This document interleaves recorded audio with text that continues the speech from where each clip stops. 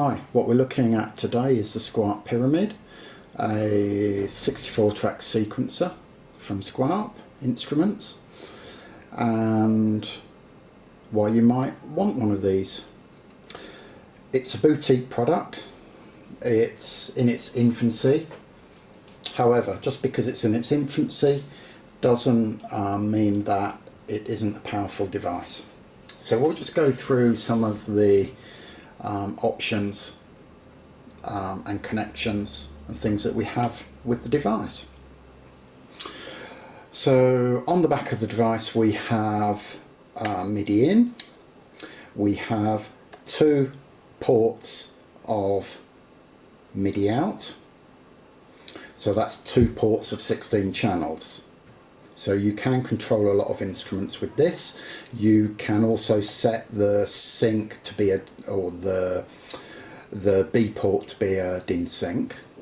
We can attach foot pedal for further control, and we have CV and gate in, we have CV and gate out, and we have an additional envelope out. So that's an additional CV out. We have a standard SDHC card slot here, and I believe the units come with a card and a USB connector here. The device comes with an AC adapter. However, if you don't have it with you, you can power it up from any USB battery powered device as well, so that's really handy. And we have an on-off button on the back. We have a small but useful display and a main control. This is color coded to match 4 of the basic elements that we go to when using this. So we have one called live, and that's a live mode, so we can either play from an external keyboard or we can use this row and this row, this being the whites and this being the black modes. And we can also, here it mentions a thing called smart pads, very useful for people like me that can't remember all the inversions of chords. This will do it for you, and this really does make a big difference.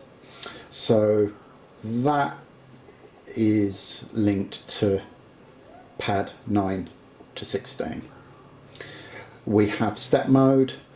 This is our traditional TR909 style, and this can go to a very high resolution, so we can zoom in into a lot of steps, and it will zoom in up to 1600 times, and that allows us very fine step details. We have a track mode, and this we can build up the tracks. The tracks are linked to different instruments via their MIDI channels, and we can create variation by having different tracks, and we mute and unmute those to give us our song. And we have a sequencer mode, or you can call it a chain mode, a song mode. This allows us to chain together, and we have various ways. We can play back the tracks over different 1 or 2 times.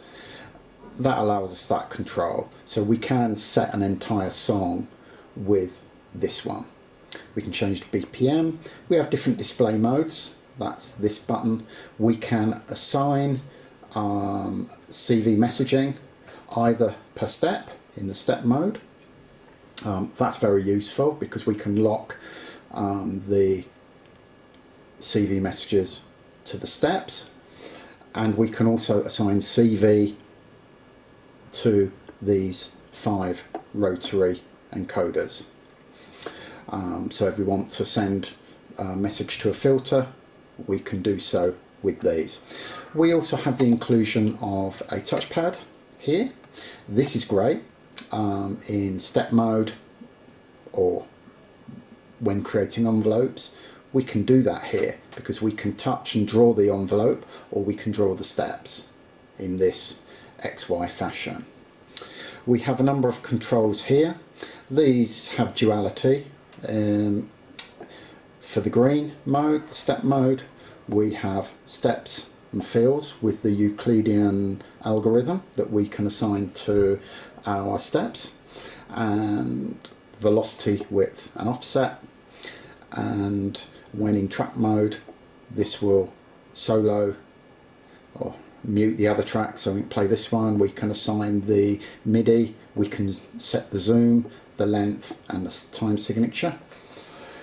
And we have an effects section here, and there are quite a lot of effects in here, from harmonizer to randomizer to arpeggiator. These are all accessible from here, and we can move up and down scales with these, and we have traditional stop, play and record.